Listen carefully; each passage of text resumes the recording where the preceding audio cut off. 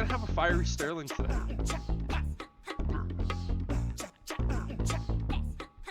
Well, no, you just have a big old air horn, and anytime a Packers fan tries to talk, you just hit the button and drown them out. Like, no, I can't hear you. Go Bears. It's basically the la la la la la la la. Yeah, exactly. Yeah. Right? You don't even have to live there. You can do it from here. Just remote control everything.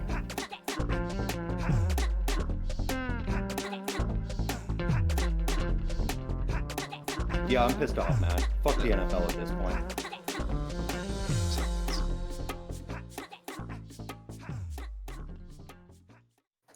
How's it going, everybody? Welcome to the OneIq Football Talk podcast. Brendan and Sterling coming at you with yet another episode post Super Bowl week here in the NFL world.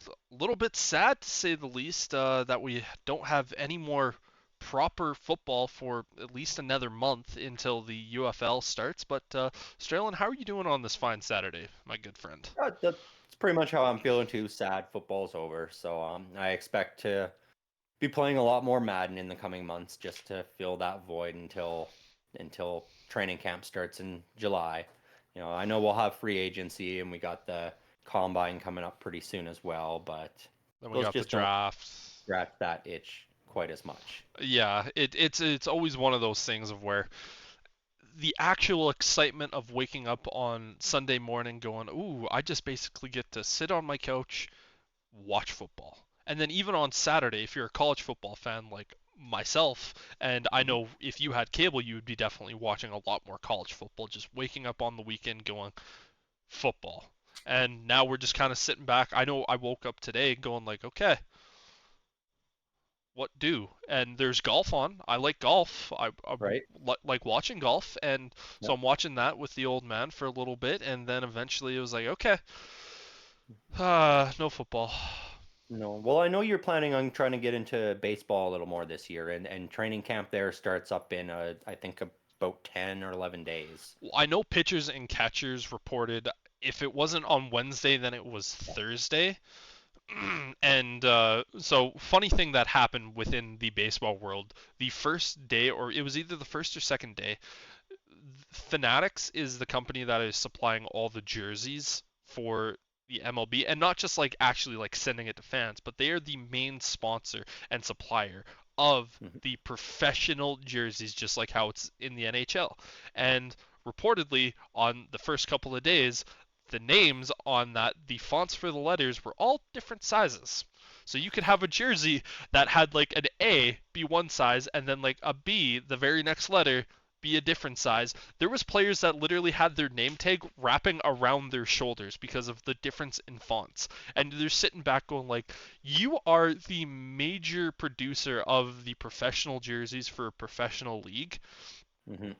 Like, I can kind of understand it when it's like a fan jersey, a little bit of like, okay, you know, we got to, you know, but maybe, just maybe, make your stuff a little bit better quality for the actual professional stuff.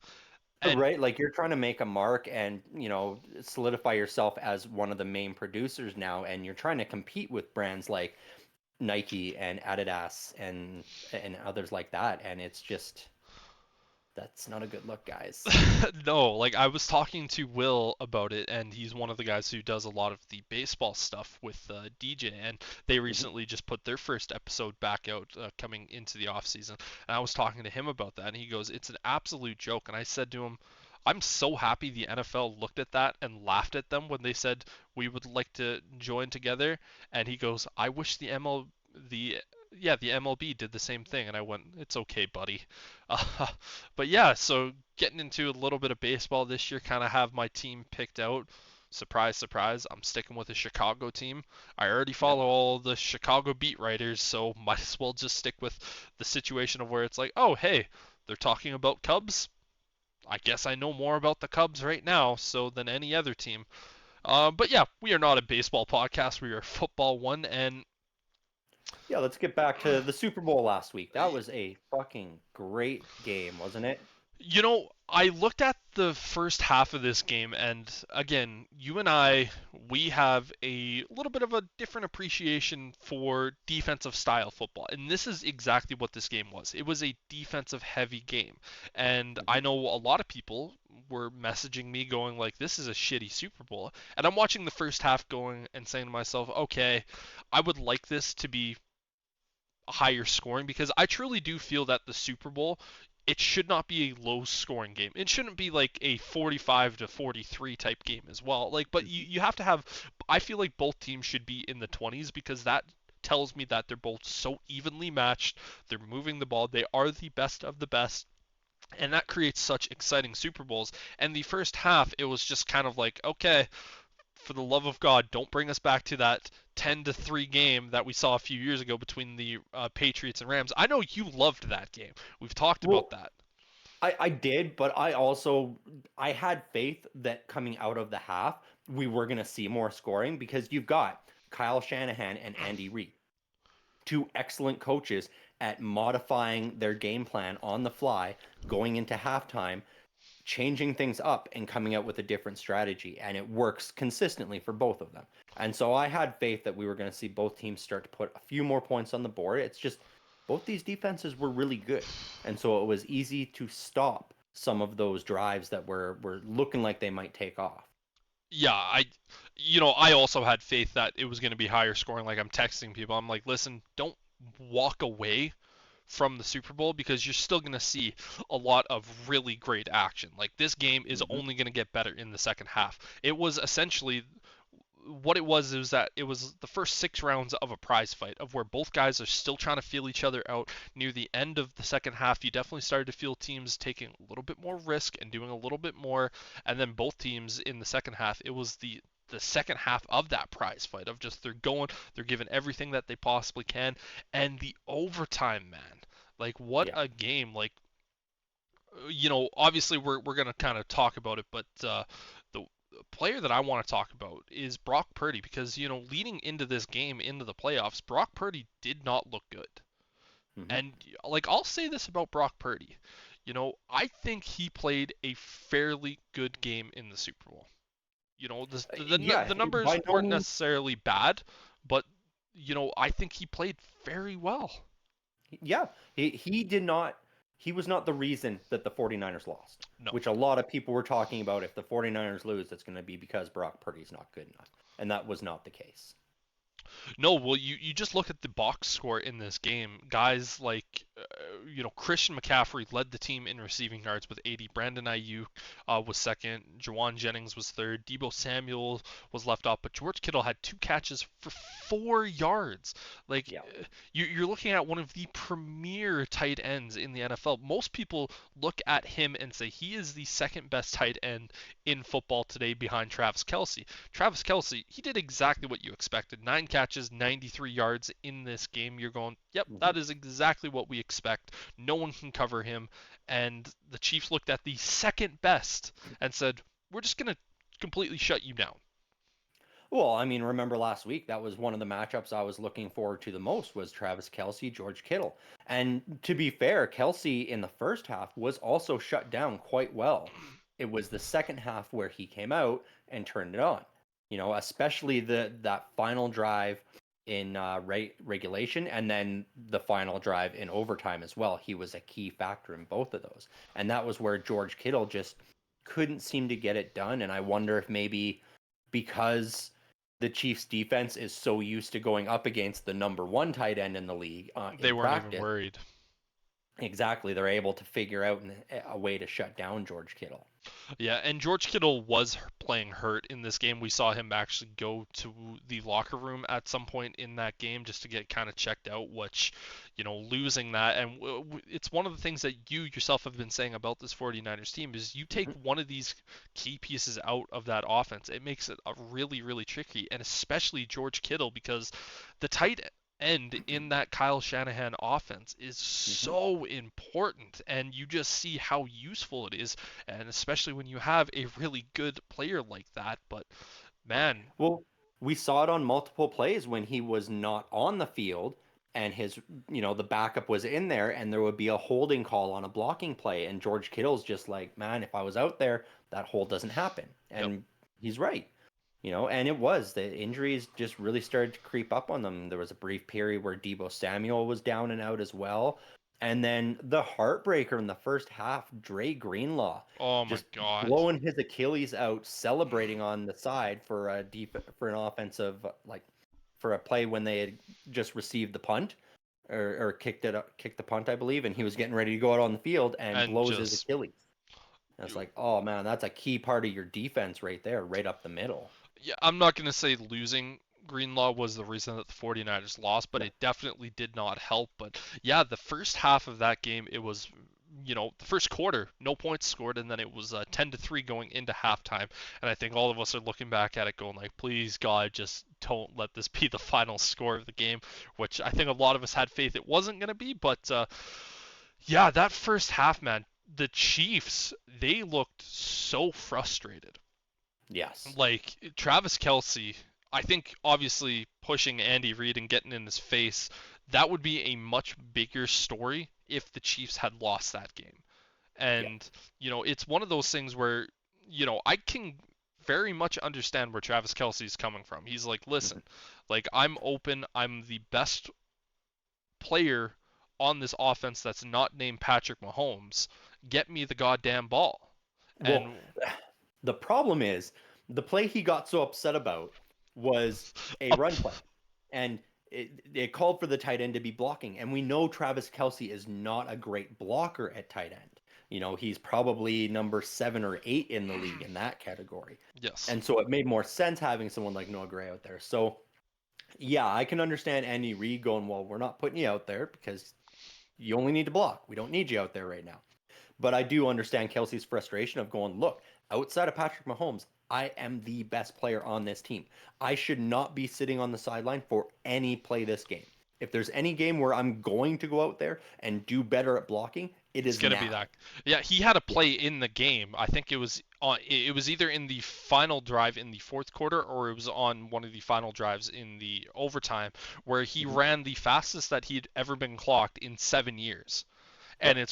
it's one of those things where you're like he really turned it on for this game. And you know, if funny enough, the play before he had that freak out at Andy Reid when he was on the field, it was like a 50-yard completion down the field, and he is wide open. You can see him turn around and be like, "What the fuck?" And then he turns and sees the catch. He's like, "Oh, okay, it was good. I'm mad, but I'm not as mad because we Yeah. got good yardage." And then they brought him out, and it's one of those things where I think he was heated, and of course he's trying to show out for his girl, obviously there for the Super Bowl. Like we knew that was going to be an incredible Mm-hmm. story, a very key pivotal story in the game, nonetheless. But yeah, that's just you know he even said like he lost his cool in his podcast this week and he Yep. apologizes for it and he knows Big Red isn't taking it personal and this and that and I just hope that for him moving forward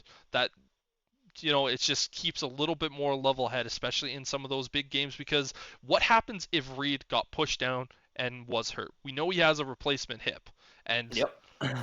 just That would to have been hilarious, honestly. it would have been so funny just to see it happen. But you would have been like, dude, like you Yeah. are never playing football again No. if that's the case. And but No, but I do like that fire from Travis Kelce, so I get it. I don't expect him to see him doing things like that during the regular season or even through most of the playoffs. But if we come to next year's Super Bowl and he's there again, and you're gonna see something that fire. happens that he disagree with, I fully expect that fire to come back out in him. He might just yell at Andy Reid from a couple feet away next time instead of getting right in his face and grabbing him. Yeah, and that's the biggest thing is that you want to have these guys be compassionate and care. Like you're not going to have a player that doesn't care about the game get that fired up. He Hmm. needs to handle it in a better way. But Yeah. like yeah, you want to see that from the best of the best. Like if you're not seeing that and he's just sitting there Yeah. like that Or that's not even what you want. You look at the other side, and like George Kittle, as good as he is, you don't see that kind of fire out of him. He's more of a comedian and a jokester. So you see him cracking jokes and stuff like that more than you ever see him getting riled up and angry over what's happening on the field. And so, maybe something like that, because he doesn't have that same fire as a Kelsey. Maybe that's why we saw such a difference in the stat lines between the two of them. The injury did play a part, I'm sure, as well. Yeah, and I'm not going to say that, George Kittle doesn't care, because I think he does. No. It's just it's having two different personalities that handle it in different ways. But man, one of the biggest stories that came out this week after the Super Bowl, that in regards of the Super Bowl, is 49ers players not knowing about the new overtime rules, which is insane to me, because like I'm texting people who weren't football Mhm. fans, and they're like, okay, like tell me about, overtime, and I was like, all right, whoever gets the ball first, if they go down, score a touchdown, or go if they score a touchdown, the game's not over. Kansas Yeah. City still has another possession. And unfortunately, you're listening to the audio clips from players who were mic'd up during the game, like Kyle Juszczyk is, like, you can hear him say, it's like, I didn't realize that they get the ball even if we score. It's like, how the fuck do you not know that? This has been a rule for the last 2 years. And then you hear on the other sideline of them saying, like, oh, yeah, we wanted them to have the ball first anyways because Yep. we get the ball. And, like you heard reports of Andy Reid, one of the first meetings that they had during OTAs was overtime rules. We know we're going to potentially be in a situation here, so this is what we're going to do. And every player knew exactly what happened. And you just sit back going, like, man, how the hell did you guys not either know or get prepared for this? And that to me is what I consider the reason that the 49ers lost the game. It wasn't the Totally. injuries, it wasn't Brock Purdy. It was the fact that the Chiefs went into that game making sure all of their boxes were checked, including overtime. They're like, we know Super Bowl overtime, it's rare, but we need to have our game plan set. Whereas it sounds like Kyle Shanahan didn't even consider the fact that overtime could be a possibility, which left his players at a significant disadvantage. Because I even saw a clip of the referees on the sideline going, why would you do that? Why would you give Patrick Mahomes the ball back? Because you don't want Patrick Mahomes having the ball last, because you You don't want go to give out them there. 4 downs. Exactly. You've got 4 downs instead of 3, and it's just absolutely crazy to me. Even that one clip of Patrick Mahomes during the coin toss and just the shock on his face when the Of like, 49ers we're said, we taking the want the ball. ball. And he Yeah. was like, okay, yeah, we'll kick it that way. Yeah, that final decision, right? Like, we're good. Yeah, he's running Yeah. back to the sidelines, and you can hear the audio. It's like, they took the ball. They took the Yeah. ball. And you're just sitting back like, yeah, they took the ball. And I did have to sit back and kind of think about that and go, if you're looking at it from Kyle Shanahan's perspective, there is two reasons why I think he took the ball in that scenario. Reason one is that he was confident enough in what he saw from his offense throughout the game and throughout the second half that they were going to be able to go down and score, and then Mhm. force them to get a touchdown, and then they get the third possession of where they can just go down, kick, field goal, and win. Like that's Yeah. one perspective. I don't necessarily like that, preparing to try to go for a third. I'm like, you know what? I would rather know what I have to go out there and win it. But another reason why I think they ultimately took the ball is because that defense was tired, man. Like the Chiefs just had absolutely drained all of their energy into that fourth quarter. And it's one of those things where I think Kyle ultimately said, you know what? I don't necessarily want to do this. I Yeah. have to, because you're having guys like Fred Warner coming off, and it's just like, yeah, we might get like 10 minutes between actual play time. Like, say for instance they get the ball first, we might only have the 10 minutes of in between, but we need that 15 minutes just to get that little bit of life back into us so that we can play at our very best, because the 49ers, they were gassed in that fourth quarter, man. Yeah. Well, because of that final drive that resulted in it being tied going to overtime. Yeah, that makes sense. But it's You're still unfortunate giving because Patrick Mahomes 4 downs. Well, and you don't want him having the ball last because even after the fact, they've come out and said that that was their plan all along. And they knew the Niners were good enough to go and score. And so even if they did, the Chiefs had no intention of tying the game after they scored. They were going for two. And the plan was to use that corn dog play for the 2-point conversion to win the game. Yep. Instead, they were able to use it to get the touchdown to win the game. They didn't have to do it that way. So, The other like, situation that I am looking at in that overtime is obviously the 49ers were down in the red zone in overtime. They're looking to score. They're on second or they're on third down and they elect to run the ball. I'm kind of looking at that going like this might have been a situation where I would have rather seen you pass the ball because you can still try to get close to that end zone and you might be able to score in that. And you know, mhm. I potentially could have looked at that and said, I want to see you maybe pull a little bit of a Dan Campbell out of you and go for it on that. Because again, once they were on fourth down, it was 4th and 2. In that moment, you're like, okay, we got to kick it. But say if it was 4th and inches, you Yep. consider getting under shotgun and saying, hey, let's go, the brotherly shove and just get that extra yard. We're not going to try to score a touchdown on this play. We just need to get an inch. Brandon Ayuk, you get George Kittle, Christian McCaffrey. You have so many weapons where you only need a foot. Yep. That, like, to me, Well, that seems a lot better. But yeah, and having to kick the field goal is not ideal in that scenario. It's just a few questionable play calls leading up mhm. to that point. Well, and yeah, that's exactly it. Because I do believe that it was even 3rd and 1 when they decided to run it, and they lost the yard to make it 4th and 2, and that was why they ended up going for the kick. I do understand the run, short yardage, and you're going to put the ball in your best player's hands. And that on that team, it is Christian McCaffrey. Mm-hmm. But in that situation, maybe that is one of those times you pull out a little trick play where you bring Debo Samuel into the backfield as well and you do a little fake and screen pass to Christian McCaffrey instead. Get him the ball in the open field to begin with and let him try to make guys miss instead of handing it to him and hoping to God that the D line doesn't come crashing down. Yeah, this is the Super Bowl. This is where you unload everything that you had. We saw Juwan Jennings throw Mm-hmm. that play to Christian McCaffrey to get the touchdown. It's like, yeah, this is the time that you bring that stuff out.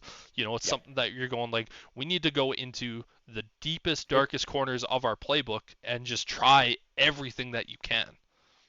and the difference was too, it almost felt like the 49ers went through all those deep parts of the playbook in the first quarter. They were doing all that at the beginning of the game in the first half to get that 10-point lead initially. And that was all that they had for trickery. Whereas the Chiefs held all that close to the vest, and held on to it till the end. And then, you know, if they're there again next year, whoever they're playing needs to be prepared for that corn dog play on the final play of the game because they have won 2 Super Bowls in a row with the exact same play. And so you need to be prepared for that that little flat pass that they run because it's obviously working for them, you know? Yeah, and it's And I it's get it. phenomenal, man.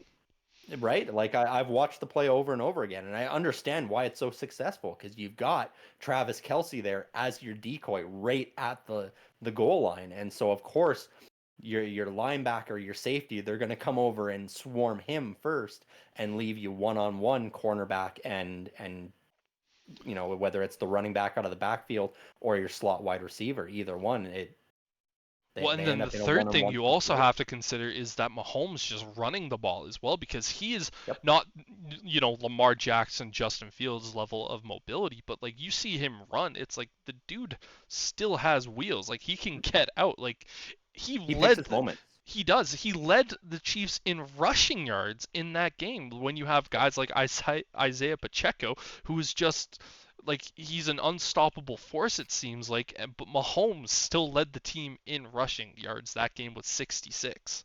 Yeah.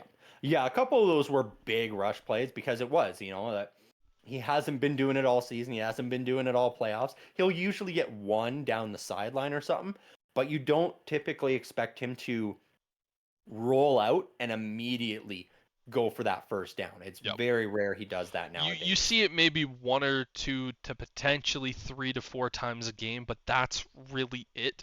In this game, he said, I have an entire off season. So if I get a little bit banged up, it does not matter. I'm fighting for every single yard. I'm still going to keep myself healthy. Don't get me wrong in that department. Mhm. I'm not going to allow myself to just go down and get hurt, but I'm going to give it everything that I possibly can in this game.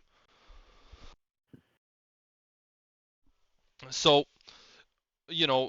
unfortunately, it's one of the things that we got to talk about with the NFL. We're not going to talk about it for too much length of time, but obviously at the parade, shooting happens, which is just dumb. But yeah, man, like it's just so unfortunate. We don't ever really see this in the sports world because it kind of feels like that world has kind of been left out a little bit of kind of that area of fuckery, but like it's a day of celebration, and the entire city basically taking that holiday just to go celebrate that, and now people are having to worry about that situation. It's just fucking ridiculous. Yeah, unfortunately, it was only a matter of time, because it seems to be the big events are the ones that are targeted. And when it happened, too, like the only way I could describe it was, okay, well, today's daily shooting in America happened at the Chiefs game because it's a daily occurrence in that country now, and it's it's not shocking anymore. It's more disappointing than anything that they just can't get their shit together and figure it out and stop these from happening. Yeah, it's one of those things. When I heard it, it was kind of like, oh man, that's tough. And like I'm obviously following it, because Hmm. me in the media world, that's part of my job, to follow and stay up to date with this type of stuff. And I'm following it, but I'm just seeing it, and like you're just calloused to the situation. You're like, okay, yeah, one dead. Yeah. Okay, cool. That's not that I bad. I Multiple have to say children injured. yeah, I did enjoy that one dude tackling one of the shooters, though. That was entertaining to see because it's like, okay, it's reaching the point now where the citizens are just giving up on police enforcement, and they're like, I'm just going to do it myself. Because I've seen that clip over and over, and on the other side of the barrier, there is a cop running stride for stride with that guy, and he just keeps running after he gets tackled, and these dudes are piled on him for probably a good 2 to 2.5 minutes before any other officers arrive, and it's like, how in this situation are the people fleeing for their lives more aware of the surroundings than the people that are being paid to protect those lives? Yeah, for us, not necessarily an area where we're going to be able to speak on, and it's just unfortunate. Hopefully don't see this anymore, but still, it kind of brings a little So bit of a sad. damper to the Super Bowl, Yeah. without a doubt. But yeah, unfortunately for us, we're not necessarily super sad, but we are sad by that because obviously it's part of our world. But we're sad that football is gone, and yeah, man, it's gonna be an interesting offseason. The second that the Super Bowl was done, it kind of felt like the entire NFL was like, okay, Chiefs won the Super Bowl. Congratulations. We'll deal with the parade when the parade happens. Obviously, they couldn't have foreseen something like that happening. The entire NFL world went, Chicago, you're up. And I'm sitting Yep. back, like I tweeted about it, like the Bears, the second the Super Bowl ended, they started showing clocks of going, we're on the clock. It's like it is now Yep. officially the Chicago Bears offseason, and everyone else is just living in it. And it really is it really is that, where it's this year more than ever we have seen one team dictate a situation so much that it's legitimately it's the hottest topic in the NFL right now. Yeah, it is. It's a big moment because it's a make or break for this franchise that has been struggling for years. They had a bit of a spike, in the early days of Mitchell Trubisky, and then fell right back down to earth. And it's it's a big decision, man. Do you run with the guy that is improving and is going to be able to give you consistent play, or do you go with the unproven wild card that is being forecast by some to be a generational talent who's going to be the next great thing, but also being forecast by others who have called busts in the past, saying this guy's going to bust, and so be careful with him. He needs to be handled properly. Yeah, and that exact situation that you're talking about, I forget the guy's name that Mhm. said like he is not special. It's Yeah. like he also said in that clip, I've watched 6 games of Caleb Williams, and I'm looking back going like, you've watched 6 games. Yeah. Like, I'm sorry, you can't make a proper legitimate judgment call on that.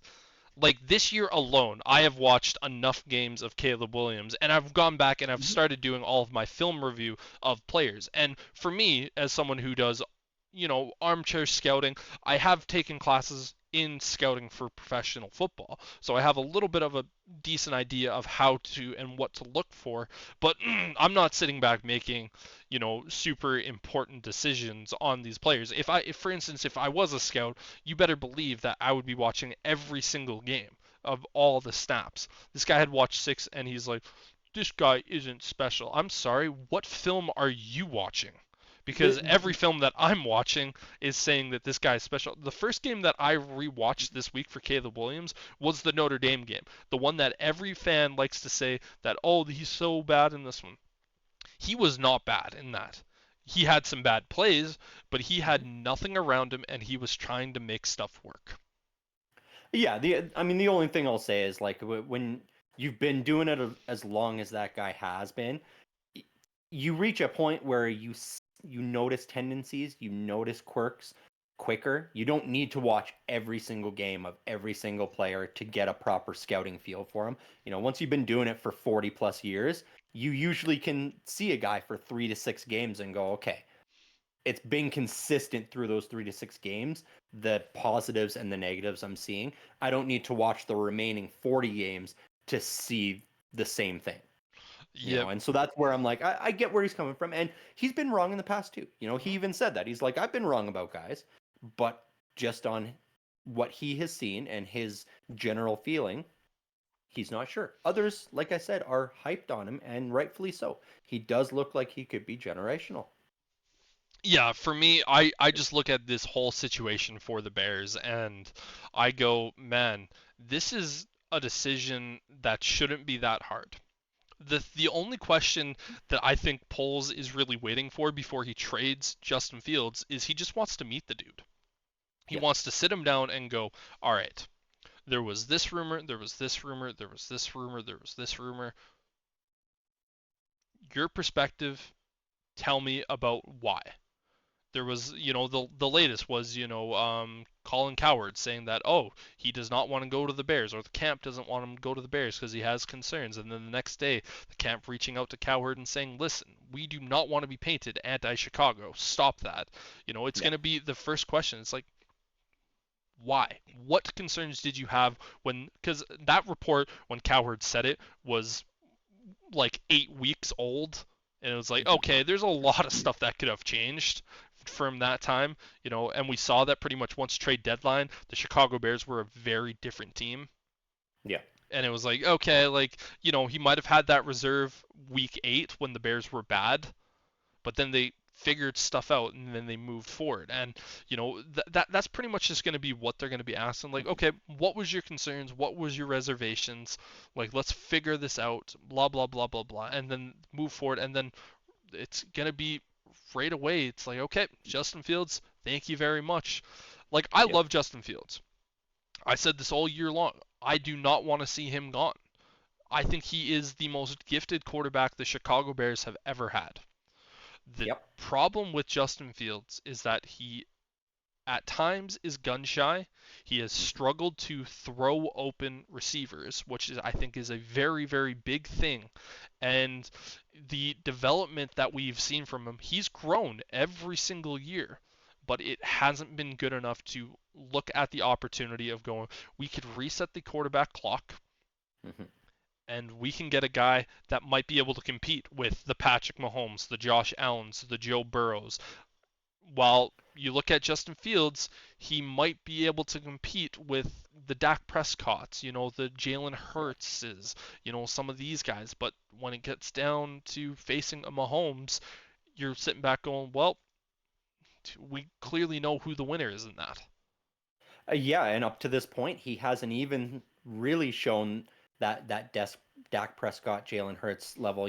Like we're at a point now in this league where you come in as a quarterback, you have your rookie contract. If you're the starter throughout that, you need to get your team to the playoffs to ensure that second contract. If you don't, then odds are that team is going to be looking to reset that quarterback clock because they don't want to pay a big contract to a guy that hasn't proven he's able to get you to the playoffs each year. Even during a year where you're having struggles, there's injuries, you're lacking at a position or two that is hurting you on a weekly basis. But the special quarterbacks overcome that and still find a way to get enough W's for your team to at least squeak into a wild card spot or something. And he just hasn't been able to get the Bears over that hump. And that's why, even with how good he's improved over the last few seasons, the Bears really do need to reset that clock. Because otherwise, you're paying him a big contract next year and going, could we just have a slightly more talented Daniel Jones on our hand? Where, he's going to look flashy, he's going to do some special things on occasion, but he's not going to get us to the playoffs, which means he's not going to win us a Lombardi trophy. Yeah, and that's one of the biggest things of going like, okay, I understand where the Justin Fields truthers come from, where this is the most talented quarterback that the Bears have arguably ever had. And he's a good quarterback. I don't think anyone would say he's a bad quarterback. He's good. And that's the fear that the Bears fans, so many of them have right now of going like, we have a good quarterback. We need to improve the team. And I still think this team is far away from winning a Super Bowl. They still need to add pieces, and if they were to trade that number one pick, they would get so many pieces. But with how good they were this year, adding Caleb Williams, he might not necessarily be a CJ Stroud out of the gate. That's an anomaly type year. But you know what? He might be better than all of the quarterbacks that were drafted in the last 5 years in year number 2 and moving forward. And it's one of those things of just like he might need that little bit of year just to kind of get figured out with the NFL. And then once he has it figured out, he's hitting the ground running and he's exactly what we've seen what Patrick Mahomes is doing. And even through my analysis of Caleb Williams, I had 2 players written down that he reminded me of. Caleb Williams reminded me of Patrick Mahomes. I think that one isn't a shock to anyone because that is who he's been mocked to the most. But he also showed me in one of his games, I was watching the game against Arizona. He reminded me so much of Aaron Rodgers. It was baffling where I had to write it down in my pro comp, Patrick Mahomes / Aaron Rodgers. 2 of the best quarterbacks to play. But you see Mahomes do so many of the off-script stuff. But like when he is able to kind of sit in the pocket, still move around with outside, he reminded me a lot of Aaron. And I went, there's no reason that you should ever consider passing up on a player like this. If he busts, so be it. He busts. But if you don't take him and he turns out to be a top 3 quarterback, blow up the organization. Because it will never do anything. I mean, honestly, with how hyped and how good he is, even if you don't take him and he busts, as a GM, you're still going to lose your job before that bust comes to be. Exactly. That's the thing is like you have to take somebody this good. And it's an easy decision, but it's the hardest decision for the Bears right now as well. Because you have to take him, but you're like, man, this could set us back 5 or 7 years instead of just setting us back 1 or 2. But it's what you have to do. It's don't a decision. Get that number 1 pick very often, and you don't get a quarterback this good set to go at number 1 very often. We see so many number 1 quarterbacks where it's like, yeah, he's good, but he's the best quarterback in this class, but in reality, if you were to put him up in, that class, he would be the 4th quarterback. Like, Kenny Pickett was the 1st quarterback a few years ago, and most people didn't even really consider him until the 3rd round. It was just he's a quarterback, and he's the best in this class. And so, Even Patrick Mahomes in his draft year, he was the 3rd. He was the 3rd quarterback drafted. Yeah, at number 10. No, he was the 2nd quarterback drafted. My mistake. Was he? Because it went Trubisky, Mahomes, then Deshaun Watson. Fair enough. What yeah. Yeah. Deshaun Watson went a Yeah. few picks. I think he went either the next pick after or the pick after the next pick. Yeah. Yeah, that makes sense then. Wasn't Zach Wilson that year too? No, that was the That was the Trevor year Lawrence, after? Justin Fields Oh, draft. okay. So it went Gotcha. Trevor Okay. Lawrence, Zach Wilson, Trey Lance, But Justin Fields, Mac Jones. exactly. Either way, we talk about Patrick Mahomes being the best right now. At the time of the draft, he was not, the number one quarterback, No. or the number one pick, forecast in that draft. It's tough. I don't envy the Bears having to make this decision because there's not much of a decision to make. You're kind of handcuffed in what you got to do unless somebody comes out and is like, here's 4 or 5 first round picks as well as a superstar player. I, It's the I only way you can walk away from that, honestly. I have But been saying for a while now that I would be extremely upset if the Bears traded this pick away to not draft him.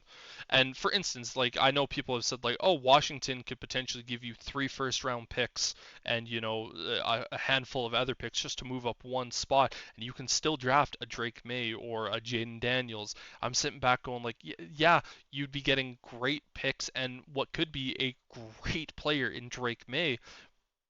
The difference is that Caleb Williams is already that much farther ahead than Drake May.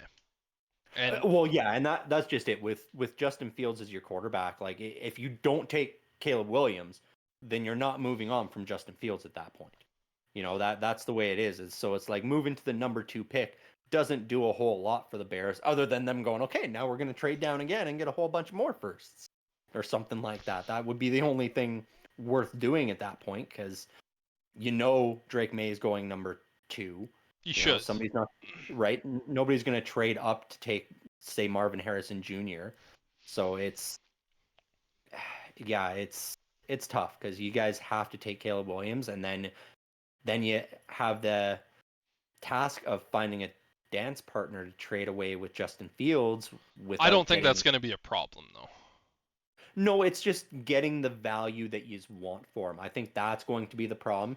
I know people are talking about, oh, there might be a bidding war, but we don't know which way that bidding war is going to go. Is it going to be, oh, we're offering more and more, or is it much more likely, in my opinion, that teams are like, well, we're offering less because you're not going to keep him on your roster. He's gone anyway. Like, we don't want to give you all this stuff for a guy that if none of us trade with you, you're just going to cut him and we can just all fight for him to sign him at that point.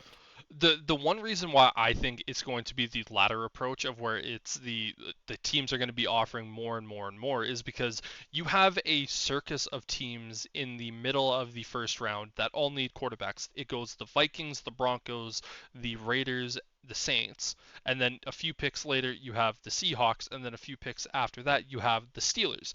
All of these teams have been mocked in a trade for one way or the other to go get Justin Fields. Mm-hmm. And unfortunately for all of those teams, they do need to look at seriously upgrading their quarterback position. The only team that I would say might not need to is the Vikings if they can re-sign Kirk Cousins, and even if they do re-sign Kirk Cousins, trying to find a young quarterback that they can move on with going into the future is without a doubt still a very, very important thing to do. And I think the bidding war could be a situation of all of these teams kind of looking at it and none of them having a quarterback going, okay, there is 6 guys that could realistically all be gone in the first round. But here's the Mm-hmm. thing is that there's 2 of those guys in Bo Nix and Michael Penix where we might not like him enough to take him in the first round. It could be, for instance, with Michael Penix, the injury issues that he's shown over his career scares us away and says, we like the talent that we see, but there's no way that we can ever take a risk on his injury history. And Bo Nix, it could be a situation of like, we just don't feel like the value is there. And you could see a bidding war kind of in that middle frame of teams going, either we are going to try to trade up to pick number 9 with the Bears to ensure that we get our guy, or we're Mm-hmm. just going to simply say, hey, Chicago, we're going to try to get the. And I think you're going to see a bidding war between a lot of those teams. And you could see other teams maybe jump into this war that might not have it. Like, hell, why wouldn't the 49ers potentially throw their hand into that situation? Right. Or, I mean, another team that we didn't mention is the Buccaneers. There's no guarantee Baker Mayfield's coming back. They're going to need somebody going forward as well. Yeah, well, and another situation or trade that I have seen kind of be popped up is that the Patriots trade the third overall pick, but they Yep. also get the ninth pick for Justin Fields. And it's like, okay, like that'd be a hell of a trade because the Bears get Caleb Williams and Marvin Harrison. The Patriots get a young quarterback who they could Yep. build off of, and if they hit the fifth year option, they have 2 years to figure him out with their team, and they still have the ninth overall pick to kind of do what they want with. And so that's another opportunity. And I think there's going to be a lot of teams clamoring to get Mhm. their hands on Justin Fields. Oh, and I forgot to And mention Atlanta as well. yep. And honestly, that Patriots trade is the one that I saw that honestly makes the most sense. As much as I absolutely hate it, I'm like, please don't let the Patriots have a good quarterback again right away. Let Gerard Mayo suffer for a couple of years first, because that also would take a lot of the pressure off of him in his first year. Going, well, we didn't have the number 3 pick, we had the number 9 pick, so it wasn't as good of a pick. So it's going to take a little longer to build up, but it's just I don't want to see that.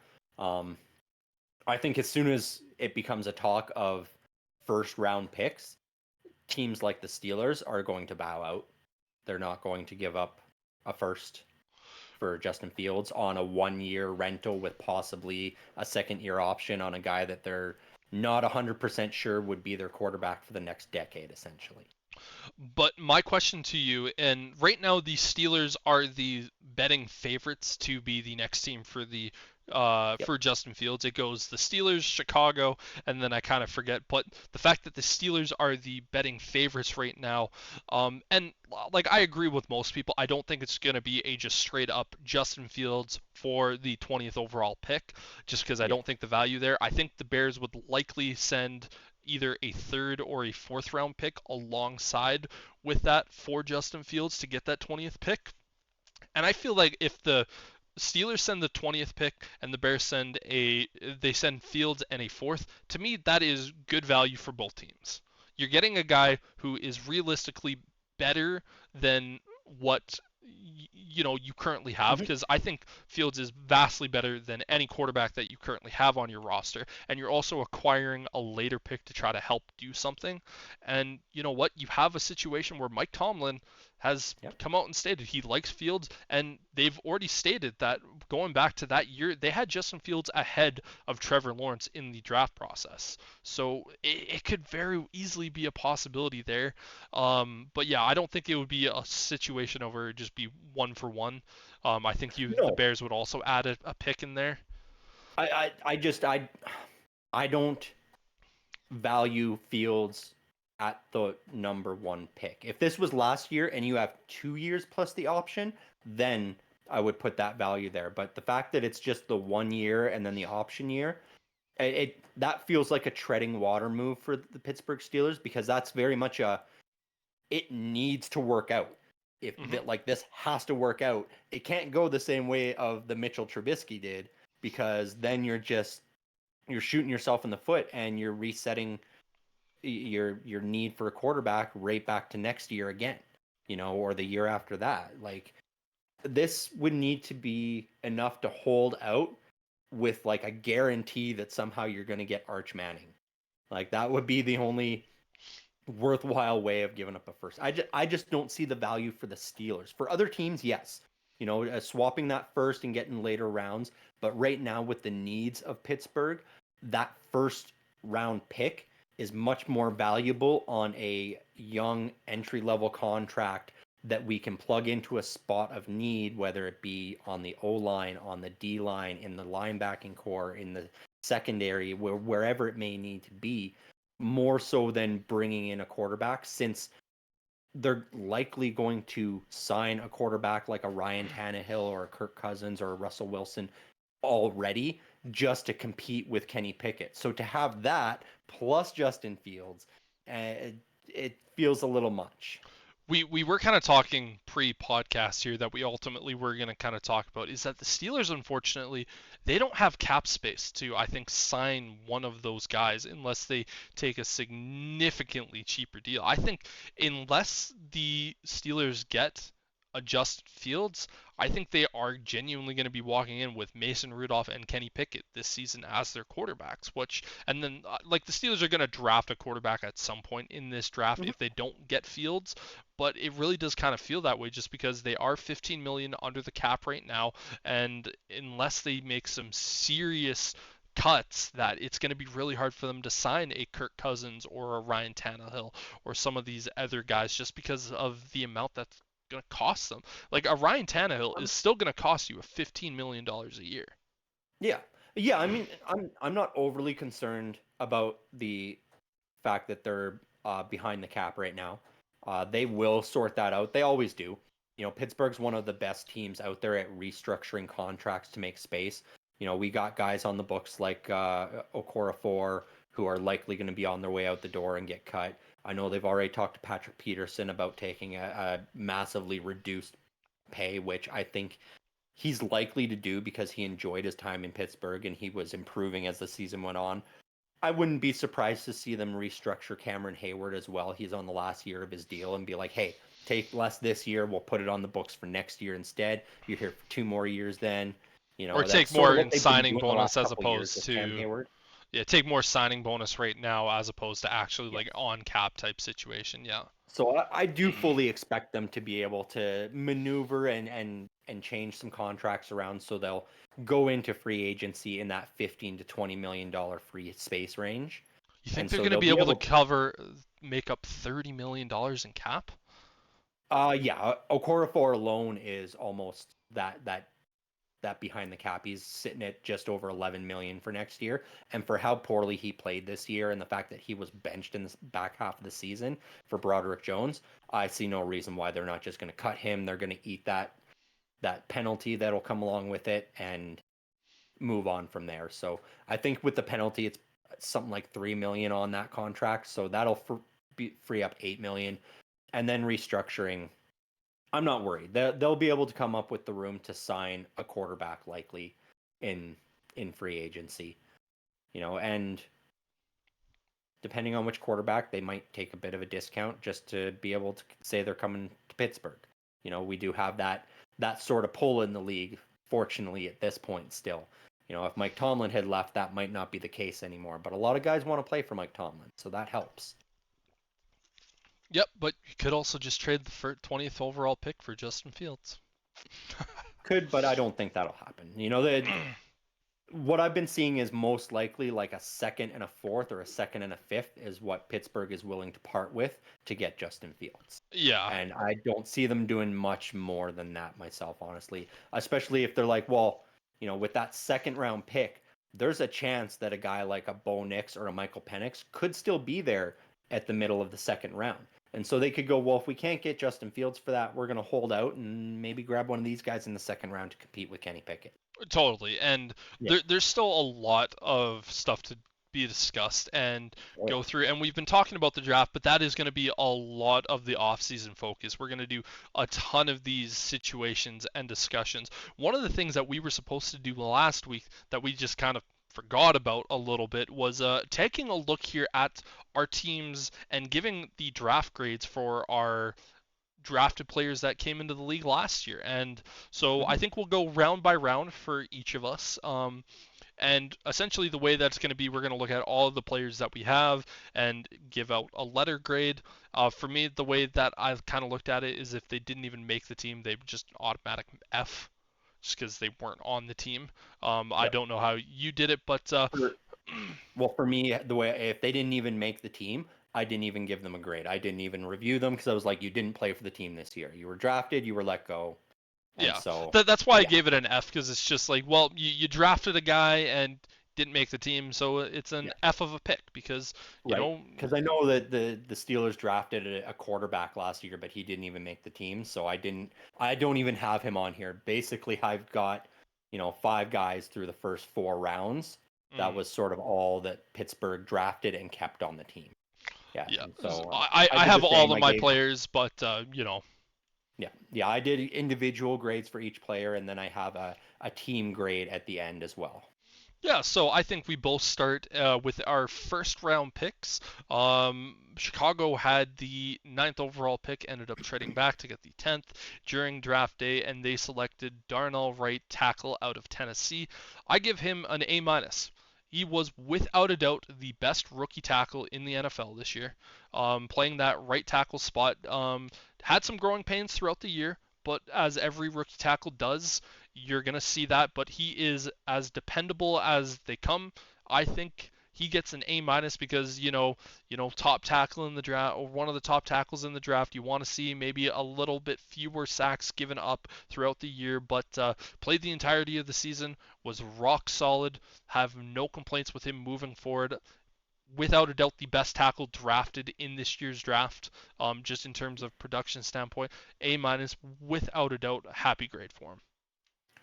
Yeah, yeah, no, he was a good pickup for you guys. And then I know my Steelers followed up in round one at pick 14. We traded up and we took left tackle Broderick Jones.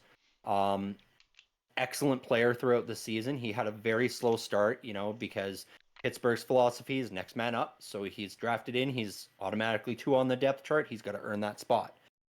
So he didn't play much up until about week 3, where Dan Moore went down, and then he got a few snaps in at left tackle before ultimately replacing Chukwuma Okorafor at right tackle, as I talked about when he got benched. And from that moment on, that the Steelers' run game just soared once he went in that right tackle position. The run game just improved great once he was that everyday starter. I fully believe they will move him back to his natural left tackle position to start next year, and he will replace Dan Moore. Um, I gave him an A plus grade just for the fact that he started as a bench player, a situational player, and he was an everyday starter by the end of the season, and really balled out for what we needed him to do. And I just see nothing but growth for him going forward. Fair, fair. So the Yeah. Steelers had the next pick in the draft. So yeah, with what was essentially a first round pick, but due to it being taken away from the Dolphins, I believe it was round 2, Pick pick 1, 32. which was pick Yeah. 32, where we got Joey Porter Jr., which was honestly probably one of the steals of the draft. Nobody expected him to fall quite that far. And so the Steelers were excited. Same sort of story. He started number 3 on the depth chart in that cornerback position, but rapidly climbed his way up there until he replaced Patrick Peterson as the number 1 shutdown guy. And he proved that. He shut down every star he went up against this year outside of DK Metcalf. Metcalf was the only one that was able to burn him consistently in a game. Um, the negatives there is he definitely needs to work on his discipline this year. In the offseason, he took some bad holding calls, some bad pass interference calls, but that was something that was talked about going into the draft that was a problem with him. So I think if he works on that this year and improves, that will be great. I was generous with this grade as well, being that it was such a steal. He also got an A plus for me for quality. Wow. Um, so the next pick up here, for the Bears, their first of 2 second-round picks, they ended up selecting defensive tackle from Florida, Gravon Dexter. Um, this was a guy where it was kind of one of those guys going into the second round. Obviously, he needed to get a 3 tech, and with how much Jalen Carter was hyped towards the Bears and potentially being there for the Bears, they actually had the option to draft him, but the Eagles ended up trading up and taking him. I was really happy with Gravon Dexter. Came out, one of the biggest knocks on him in college was his get off, and we saw him really improve with that this year. And I think he's going to be a solid, solid defensive tackle moving forward for the Bears. I think he could be, some of the comparisons with him were Chris Jones, just the physicality and the build and the athleticism that he has. I still think he has a long way to go if he's ever going to reach that, but for what we got from him in the second round, I am extremely happy. He was one of the most productive defensive tackle at the rookie position this year. I think the Bears got a little bit of a steal on him. As you saw, pretty much the only other guy from that D tackle spot do better than him was Jalen Carter. And so I gave him a B minus just because, he was in and out of the lineup and, he still had a lot of things to work on. But I'm extremely, extremely happy with this pick, and I think he's going to be an absolute monster for this team moving forward. He should be, without a doubt, the running number one D tackle on this team next year. And yeah, I'm a little bit more harsher in my grades, just kind of I was taking gonna say that. Yeah, I was yeah. like, man, you're so happy with him, and you give him a B minus. You're so harsh. Well, because there's no way that he deserved an A plus because he No. didn't break out. And even then, like I'm listening to your grades where you're saying like the A pluses for both of them. I'm like, I don't know if I would give either of those A pluses, but this is how we feel that they went. But yeah, I think the Steelers had the next pick. Yeah, we had another pick in round two, pick 49, where we took D lineman Keanu Benton. Uh, Excellent pickup. He was part of the rotation on that D line all season long. He filled in very well during the stretch while Cameron Hayward was down and out injured also. Um, he still needs some improvement. That D line in Pittsburgh, it's very interchangeable. Like whether it's D end, D tackle, like you can play any of those positions. That's what we need in Pittsburgh. And so he really showed he was able to play any of those three roles. And I think if he continues to grow the way he has, I think he will be that natural successor to be the leader on that D line when Cameron Hayward eventually does retire. Um, Being that he never really elevated out of that rotational spot, I sort of just have him middle of the road as a B grade though in this draft. It was a great pickup, something great for the future, but he didn't make any big splashes. Next up for the Bears, they had another second round pick. This time they took cornerback Tyreek Stevenson out of Miami. If you've listened to our podcast over the last few weeks, I've been saying Tyreek Stevenson, he should have been the defensive player of the year or defensive rookie of the year. With that being said, that was because of what his second half was. His first half, he was physical. He got a lot of penalties from, pass interference. Didn't really get many holdings. It was mostly due just to kind of physicality of trying to play the ball. But that second half of the year, he was not just one of the he was without a doubt the best corner defensive back as a rookie this year out of all the guys drafted. He was one of the best corners in the league. He was shut down. He was very, very good. When Jalen Johnson went down the last 2 weeks of the season, Tyreek Stevenson was the number one corner. And you're kind of sitting back going, well, if the Bears do lose Jalen Johnson this offseason, Tyreek Stevenson is without a doubt a number one corner. He was so good. I'm so excited that he's on this team. Just that first half of the season, I would give this an A plus, but just due to that first half of the year, I do knock it down to a B plus, just because there was a lot of growing pains. But once he started to move forward, it was like, okay, now we're starting to see the wheels start to go in motion, and boom, boom, boom, here we go, boys.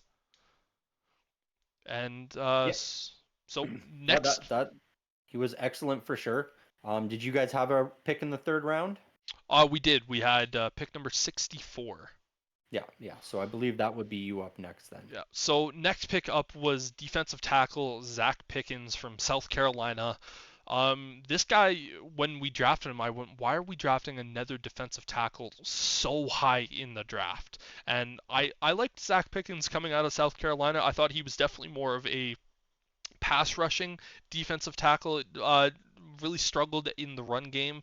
And this year, it was kind of one of those things. It was like, okay, we have Sexy Dexy on the other side of kind of being that pass rusher, but also run stopper, just kind of your more overall really good defensive tackle. And then you have Zach Pickens, the guy that you're really using more as a pass rusher through the middle, which is going to be really good. And he just really didn't perform this year. Granted, Dexter was ahead of him, Justin Jones was also ahead of him, but Andrew Billings was ahead as well. So he was kind of the fourth D tackle on the team, and the situations that he did play in, he didn't really do much to impress. I would say for a third round pick and a top 65 pick, because that's exactly what he was. Needless to say, I was let down. I didn't love the pick at the time, just because I don't feel like you need to pick two defensive tackles that early so close together.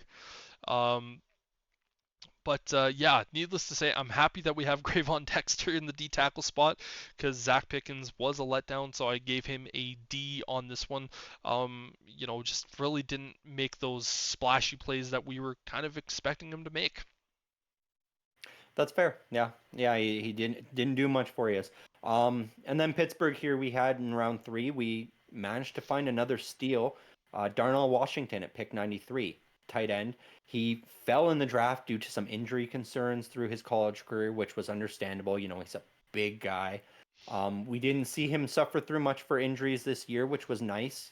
He settled in as that number 2 tight end, that primarily blocking tight end, which is what he is so good at. Yeah, he came out of We Georgia as a blocking tight end. Right, but we did get to see some moments of him showing those soft hands when Pratt Fryermuth was out injured. He made some big catches, some big third down conversions that were key, which I think if he can continue to grow that part of his game alongside that just impactful blocking in this Steelers run game, he could develop into one of the best blocking tight ends with that upside of you never know if he's going to roll out and catch a pass. For that reason, with the steal as well, getting him so far back in the draft when he was originally forecast to go much higher, I gave him a B minus grade. Yeah, finding a number 2 tight end, and I know with Pat Fryermuth there was also so much concern whether he can stay healthy for a year and having Mm-hmm. because like if I'm remembering, he's like 6'7", like 265, so he's essentially just another tackle out there. Yeah. So it's so useful to have that type of guy. Um, Well, especially if they move Broderick Jones back to that left tackle position, and you've got Jones and Washington blocking on that left side of the line, it allows you to do a lot more of that cutback runs, and it'll be entertaining to watch. Not cut black. Yeah, yeah. Yeah, yeah. What was your guys' next pick? 132 in round 4. Okay, we had 115, and the Bears drafted running back out of Texas, Roschon Johnson. He was the backup to Bijan Robinson throughout his time in college, and I was super thrilled to get this guy. I was super pumped to get him because whenever you saw him on the field at Texas, he was a stellar running back. And most people agreed that if he had actually started and he was on a different team, he would have likely been a high second round pick. And you know what? I saw a lot of great things. I think he's probably the most well rounded back that the Bears had this year, where he could be power run, he could be evasive, he could catch the ball out of the backfield, he could block. I was really, really excited about this pick. He did get injured for a little bit of the year, so we didn't get to see him at his true potential. With him, every single time he had the ball in his hands as he was rushing, I was sitting back going like, man, I just love the way this kid runs with the ball in his hands. Like every single time he had a rush, it was god damn, I love watching this kid run the ball. So for me, I gave him a B plus. I think the injury definitely knocked that grade down a little bit, just because he was part of a rotation and didn't get the most time. He was definitely running back number 3 on the depth chart throughout pretty much the majority of the year. But whenever he was in there, he was making plays. I was really happy. In my opinion, he probably should be RB1 next year ahead of Khalil Herbert. Khalil Herbert still on the team, likely going to be RB1 for sure, but Roschon Johnson is without a doubt, I think, a guy that can really be good, and I was really happy with him this season. So B plus. Yeah, no, he was an excellent pickup, and he was explosive for you guys all through the season when he was not hurt. Next up is you guys, because you said it 132. Yeah, next was round 4, pick 132. The Steelers took edge rusher Nick Herbig. Um, this was a bit of a surprise just because we had other positional needs, but he he did serviceable. Like I didn't expect much out of him. Number 3 on that depth chart behind T.J. Watt and Alex Highsmith. You're not going to see the field very often with those guys ahead of you. But he made the most of any opportunity he did get.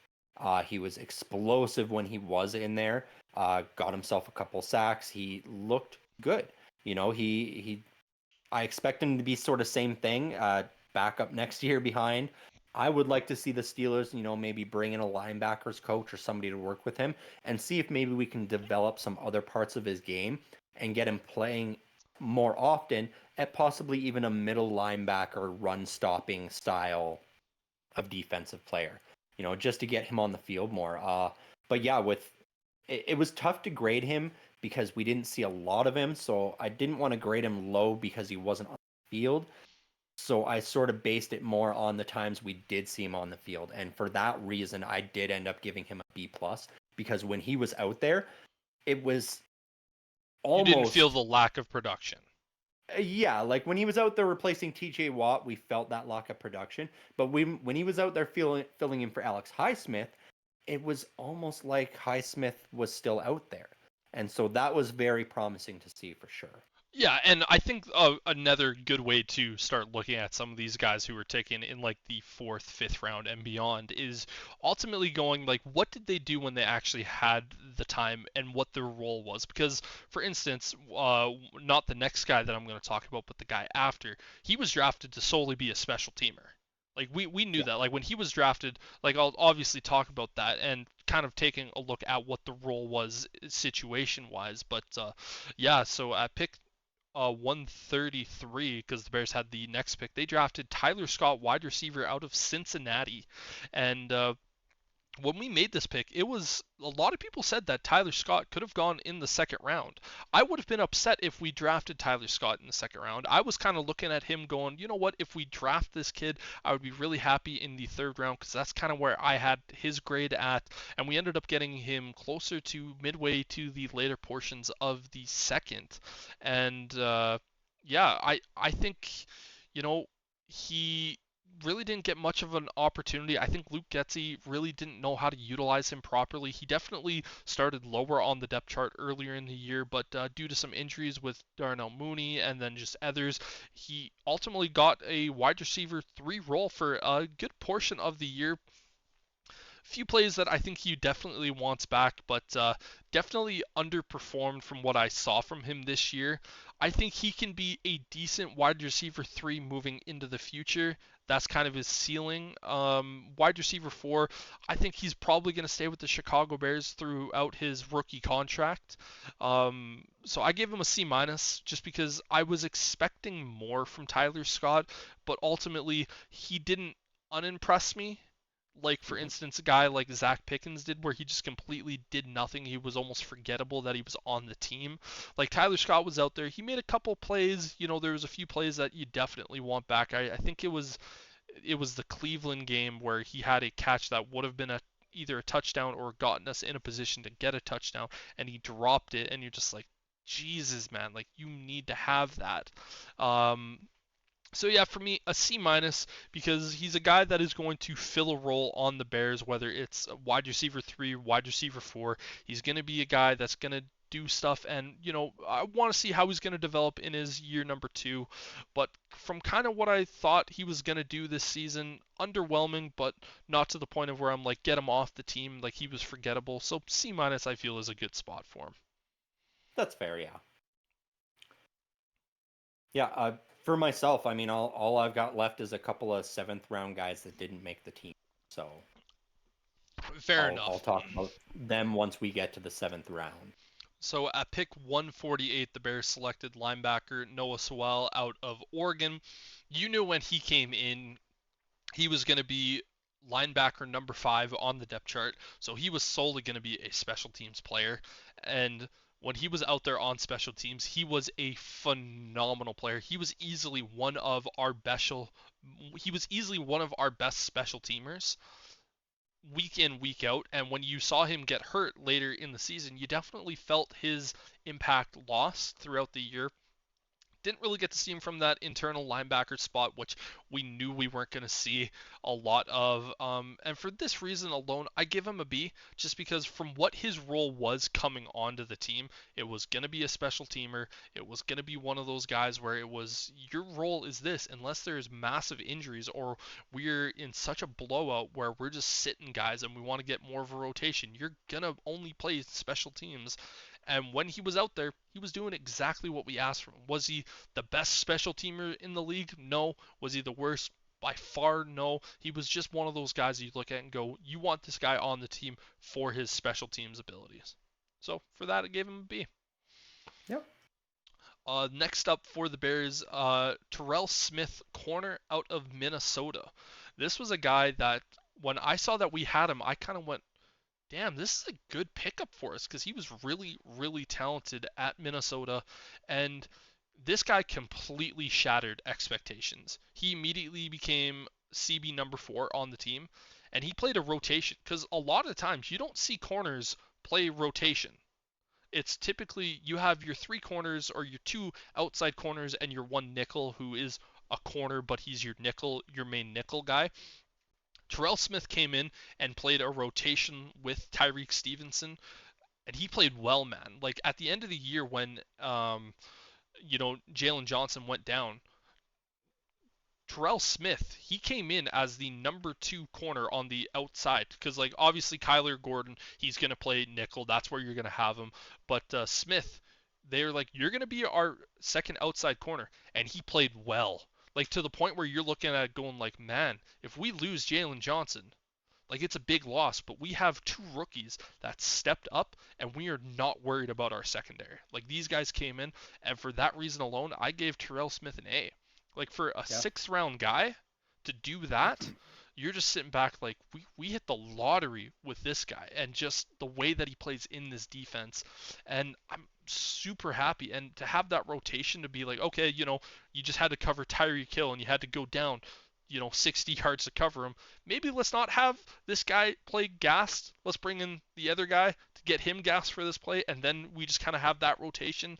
Maybe not the smartest thing to do, but to have that rotation, I think is Yeah. super sweet. Yeah, it gives you an extra dimension in that secondary to be able to do something like that. Because, if one guy's not matching up well against somebody, you've got somebody else you can rely on. Without a doubt. And the final 2 picks in the draft were both 7th round picks. Travis Bell, D tackle, and then Kendall Williamson, corner. Neither of which made the team. They were both on the Bears scout team for a little bit, but they signed with other teams and ultimately didn't play. So I gave them both Fs just because they made no contributions to the Bears whatsoever. Yeah, and that's my final 2 as well. We're both in the 7th round, and that was cornerback. What was it? What Corey Trice Jr. He was looking good through training camp, but he tore his ACL in August before the regular season started, and so he missed the entire season.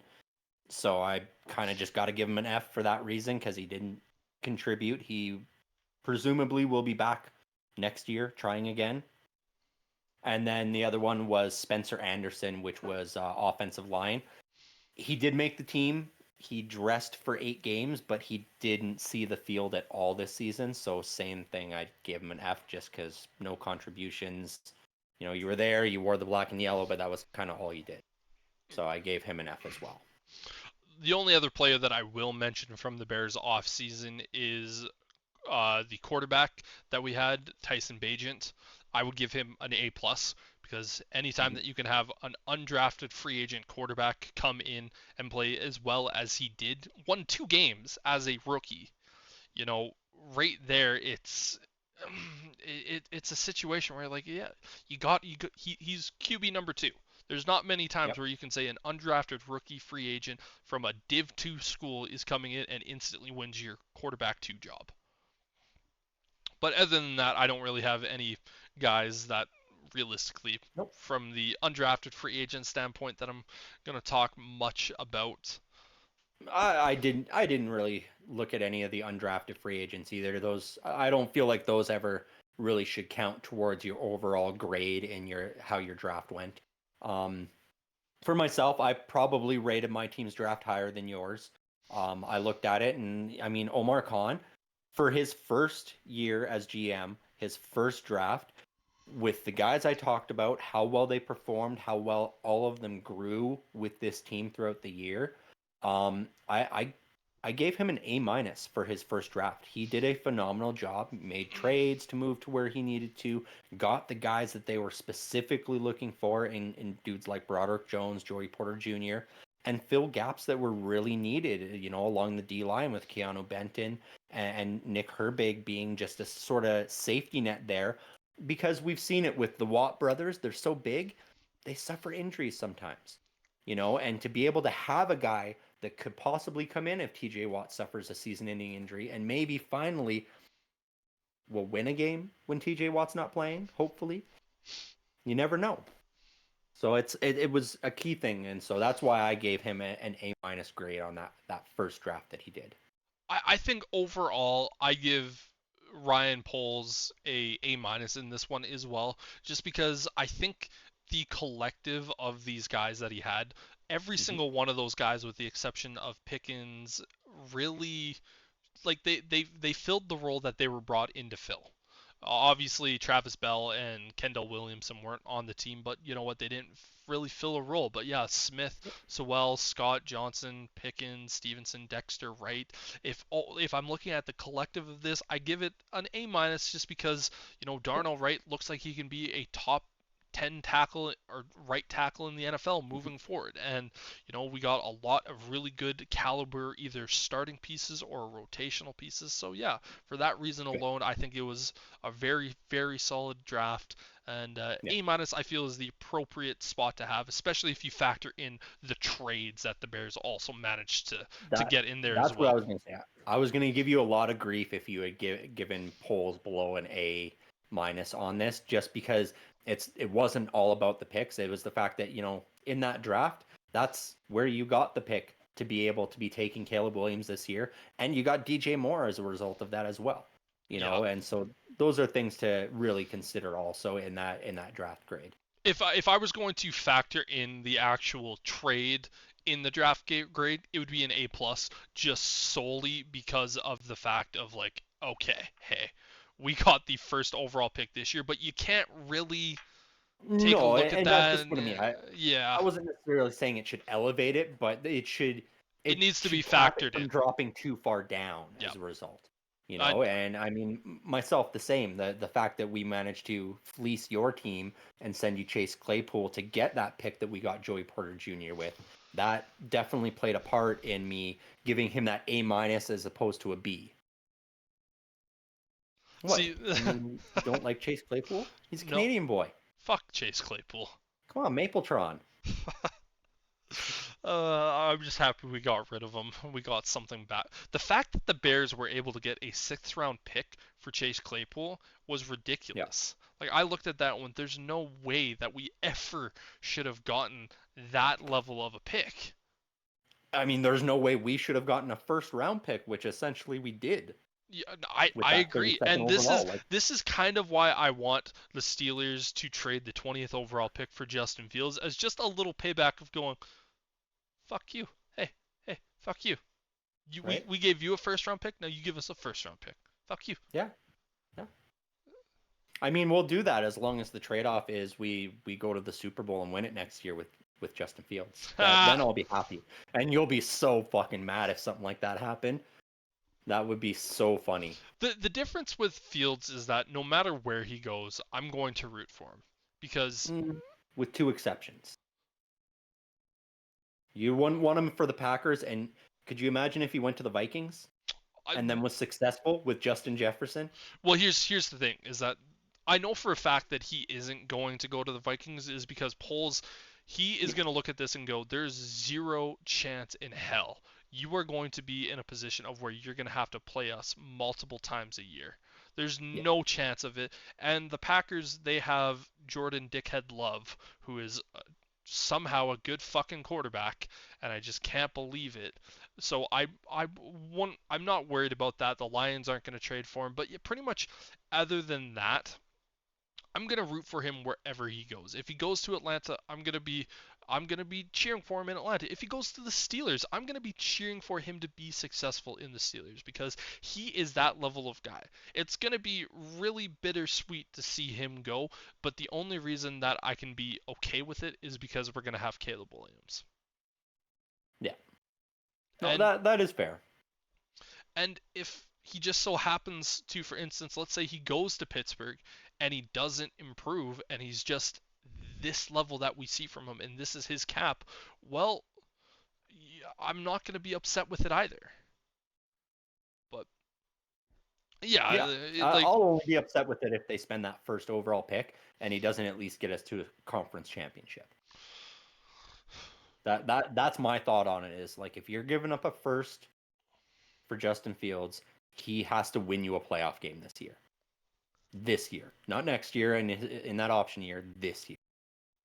And so that's like, if I'm Omar Khan, that's what I'm looking at. I'm like, do I really think this guy can win us a playoff game finally?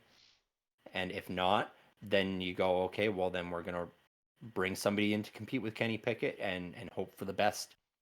Because at least then you're not giving away another first round pick for a quarterback that ends up busting on you. no, I agree, Yeah. and this is why it's such a weird thing for the Steelers coming into this particular year is because Kenny Pickett was such a letdown this year, and again, you're not going to instantly try to move away from Kenny Pickett because you spent a first round pick on him, but you are definitely looking for an upgrade if you can get it, Well, I still put a lot of the blame on Matt Canada at this as you point. should. Yeah. And so, like, I'm not ready to write off Kenny Pickett, but I'm also not dick riding Kenny Pickett. Like, he has a lot to prove this year. And he has to, no matter who we bring in, whether it's, you know, I'll just list off names, whether it's Russell Wilson or Ryan Tannehill or Justin Fields, whoever it is, he has to win that quarterback battle and prove that he deserves to be the number one guy. And then he needs to go out there and start putting up yards, start putting up touchdowns, start scoring points for this team, and keep protecting the ball. Like, that is the one good thing we did see from him. He wasn't prone to making mistakes, and it wasn't out of a fear of throwing the ball, thankfully.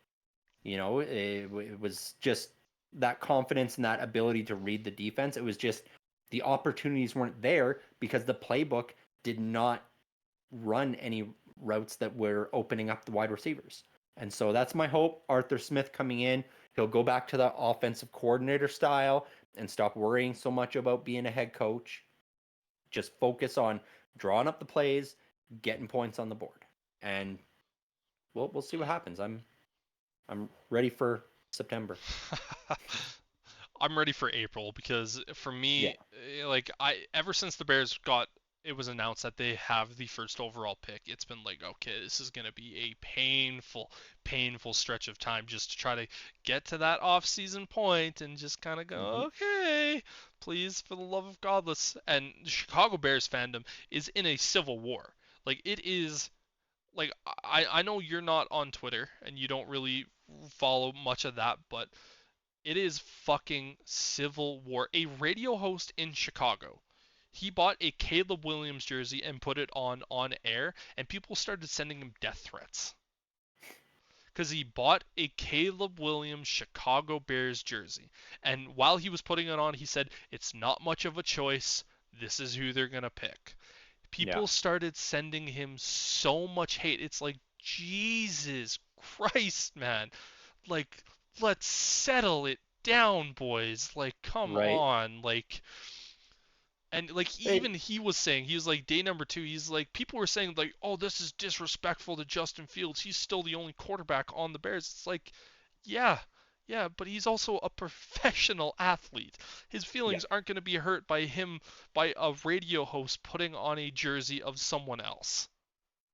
No, exactly. And I mean, we both know what that's like. We both come from very passionate fan bases that unfortunately have some very toxic, uneducated members of the fan base, who tend to overreact to things and come out with just ridiculous shit.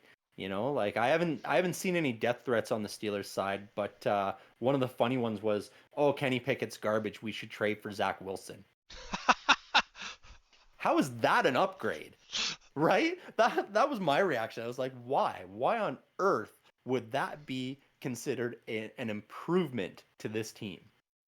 It Okay, I just just I got to look at something here because I was looking at Kenny Pickett's stats, and so I want to look at Zach Wilson's stats. So well, Kenny Pickett I mean, this we year, know what Kenny Pickett's stats are. He's the worst in the league for the 2 years he's been there because Matt Canada is a terrible offensive coordinator.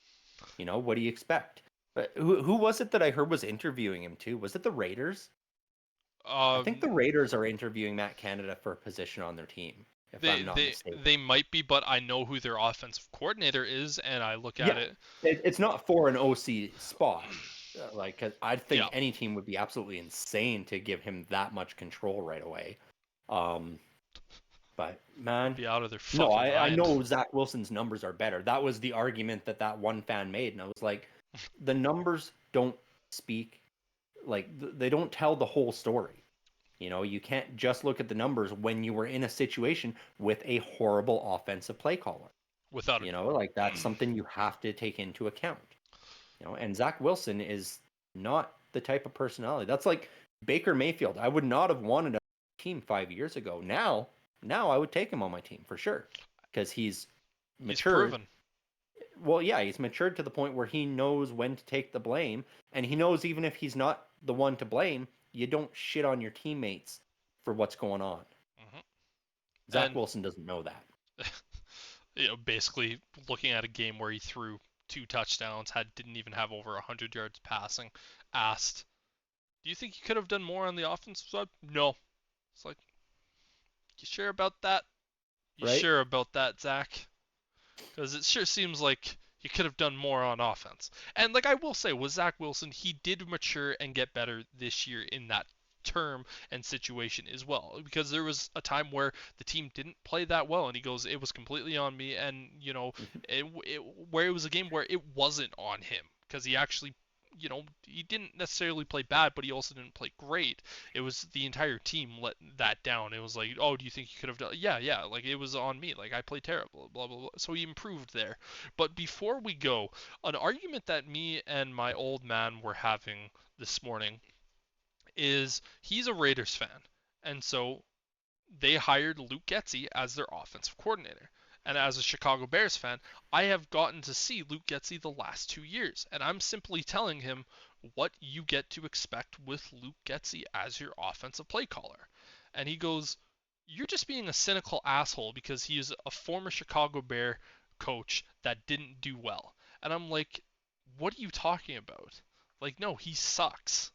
Like this is what you're going to expect, and I'm going to root for him to fail because Yeah. he was that bad." And he goes, Well, "Well, yeah, you exactly. He didn't do well. So what makes you think bringing him to the Raiders, which don't even have the offensive makeup to fit Luke Getsy's play style? Josh Jacobs is not a receiving halfback. He's a ground and pound guy. You know, he likes to run it up the middle. And you got Devontae Adams, who does not like catching screen passes. He likes catching deep passes. So right away, you've got two guys that already have been on the fence about whether they want the rest of their careers to be in Vegas with the Raiders, going, well, shit, you know, he's going to come in here and our offensive production is just going to plummet. We might as well start looking at our next options. well." And one of the other he said to me, he goes, "Every single coach that has failed in Chicago, you hate them and you talk so negatively about them. There's only one coordinator that you've ever talked positively about, and that's Vic Fangio." I was like, "Well, yeah, because he was good at his fucking job." Goes, "Well, yeah, you speak terribly about Matt Nagy." I was like, "Why wouldn't I speak terribly about Matt fucking Nagy? He sucked." Goes, "Well, he had a big part in the Chiefs." I was like, he had a his role with the Chiefs this year was to essentially be the message boy to go from Andy Reid to the players when Andy was dealing with other head coaching responsibilities. Yeah, but he still had a role. I was like, "You put me in that role." I was going to go even worse than that. I was going to say you put Matt Canada as the offensive coordinator in Kansas City. They probably still win the Super Bowl because Patrick Mahomes is just that good. Yeah, and I went. My argument was you need to look at the guys who were really there, and that was Big Red and Kermit the Frog. Yep. You take those two guys away, or you have those two guys there, doesn't matter who is the OC because Yeah. it is Big Red and Kermit the Frog. And if you don't understand the jokes, Big Red is Andy Reid because he's always, as soon as he got to Kansas City, he's a big boy. He's a big boy. Yep. Where's Red? Big Red. Patrick Yeah. Mahomes sounds like Kermit the Frog. So, Right.